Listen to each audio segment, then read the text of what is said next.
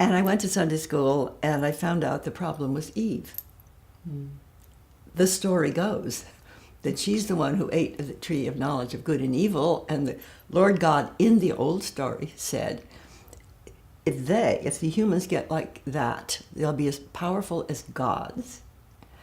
And we were expelled from the garden due to the desire of Eve to be as intelligent to understand God. And it's very hard to remember the whole thing in the old story started with the feminine intelligence and its desire to know God. And I realized I would have done exactly what Eve said.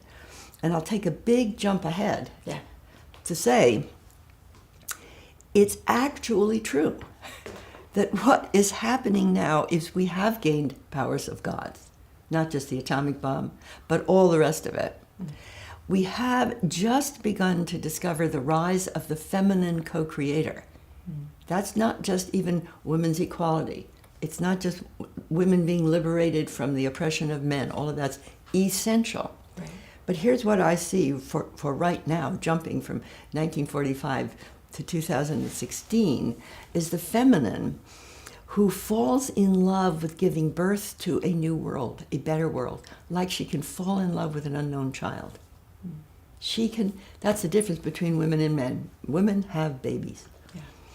So that desire in me, going back to myself, when I discovered, okay, the church doesn't know, and then I went to Bryn Mawr College, there was no course on it whatsoever on the future of humanity.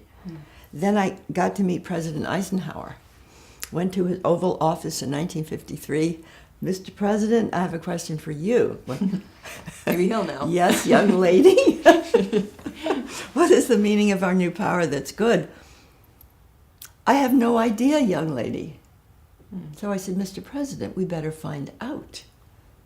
Here we are with this huge power. Nobody, the church didn't know, the university didn't know, the President of the United States didn't know, and this little person decided to find out.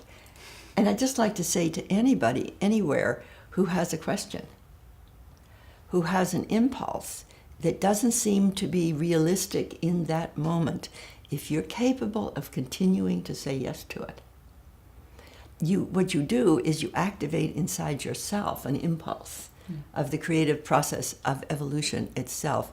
And if you say yes long enough, like I have, you and that yes become one.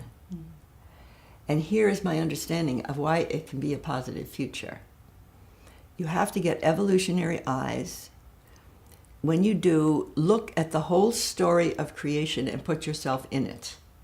Start 13.8 billion years ago, the Big Bang, perfectly designed for life. Then go to universe, Earth, life, animal life, human life, and now us. And what do you see? Turn after turn after turn. You see a rise of consciousness, a rise of greater freedom to destroy or create, and a rise of greater complexity or order. That's from Teilhard de Chardin, a great philosopher.